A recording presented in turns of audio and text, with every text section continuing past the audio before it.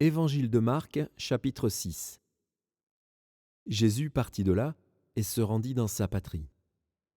Ses disciples le suivirent. Quand le sabbat fut venu, il se mit à enseigner dans la synagogue.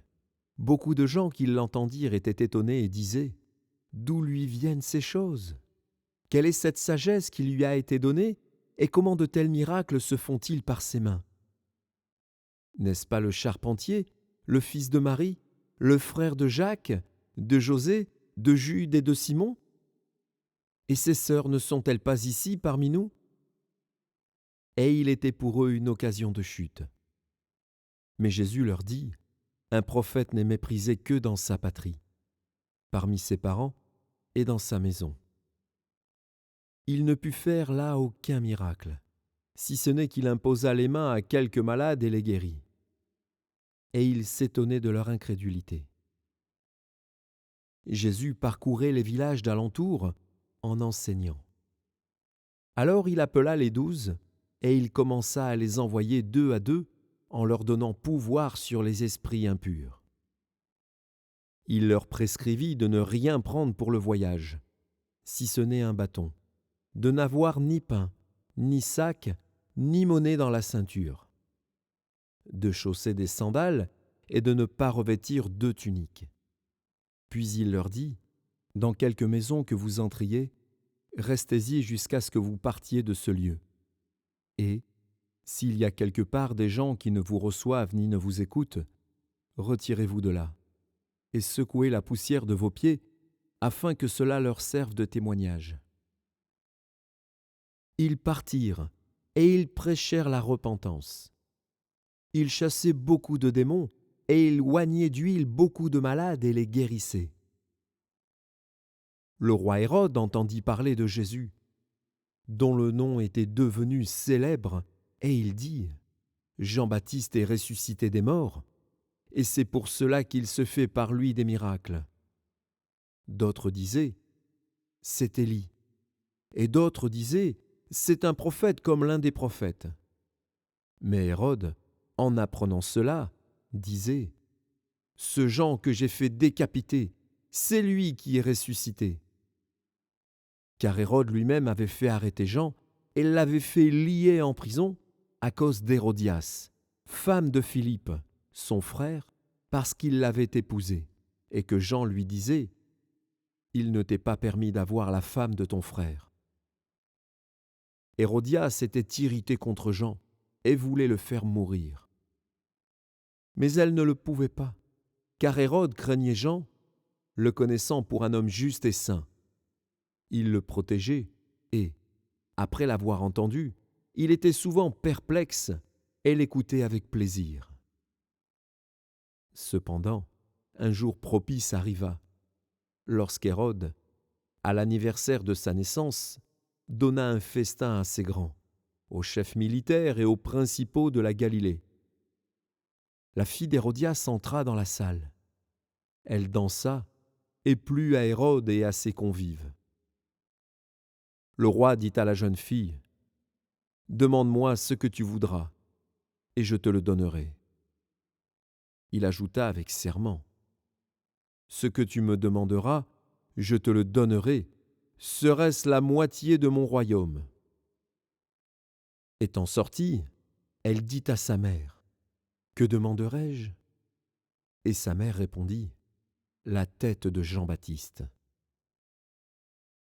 Elle s'empressa de rentrer aussitôt vers le roi et lui fit cette demande : « Je veux que tu me donnes à l'instant, sur un plat, la tête de Jean-Baptiste. » Le roi fut attristé. Mais, à cause de ses serments et des convives, il ne voulut pas refuser. Il envoya sur-le-champ un garde, avec ordre d'apporter la tête de Jean-Baptiste. Le garde alla décapiter Jean dans la prison et apporta la tête sur un plat. Il la donna à la jeune fille, et la jeune fille la donna à sa mère. Les disciples de Jean, ayant appris cela, vinrent prendre son corps et le mirent dans un sépulcre. Les apôtres, s'étant rassemblés auprès de Jésus, lui racontèrent tout ce qu'ils avaient fait et tout ce qu'ils avaient enseigné. Jésus leur dit, « Venez à l'écart dans un lieu désert, et reposez-vous un peu. » Car il y avait beaucoup d'allants et de venants, et ils n'avaient même pas le temps de manger.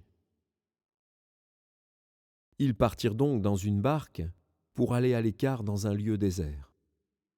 Beaucoup de gens les virent s'en aller et les reconnurent.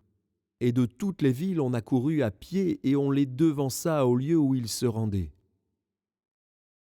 Quand il sortit de la barque, Jésus vit une grande foule et fut ému de compassion pour eux, parce qu'ils étaient comme des brebis qui n'ont point de berger, et il se mit à leur enseigner beaucoup de choses. Comme l'heure était déjà avancée, ses disciples s'approchèrent de lui et dirent, « Ce lieu est désert, et l'heure est déjà avancée.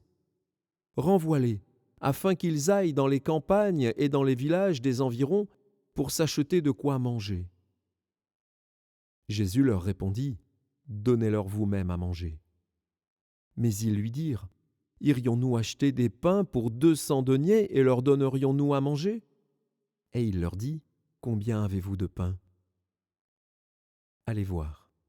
Ils s'en assurèrent et répondirent, « 5 et 2 poissons. » Alors il leur recommanda de les faire tous s'asseoir par groupes sur l'herbe verte, et ils s'assirent par rangées de 100 et de 50.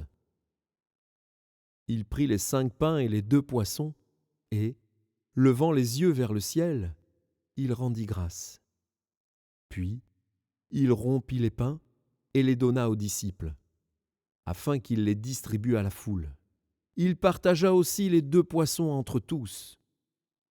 Tous mangèrent et furent rassasiés, et l'on emporta 12 paniers pleins de morceaux de pain et de ce qui restait des poissons. Ceux qui avaient mangé les pains étaient 5000 hommes. Aussitôt après, il obligea ses disciples à monter dans la barque et à passer avant lui de l'autre côté, vers Bethsaïda, pendant que lui-même renverrait la foule.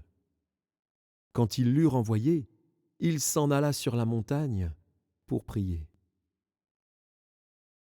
Le soir étant venu, la barque était au milieu de la mer, et Jésus était seul à terre.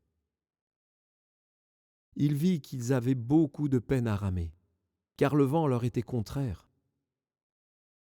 Vers la 4e veille de la nuit, il alla vers eux, marchant sur la mer, et il voulait les dépasser.